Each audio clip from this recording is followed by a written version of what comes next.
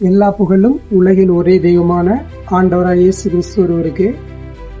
அன்பார்ந்தவர்களே, என்னுடைய பேர் ஆண்டனி ஜெபக்குமார். நான் சேவியர் காலனி பங்கிலிருந்து வர்றேன். அதாவது இன்னைக்கு இந்த கட்டட போட்டி மிக அருமையாக இருந்தது.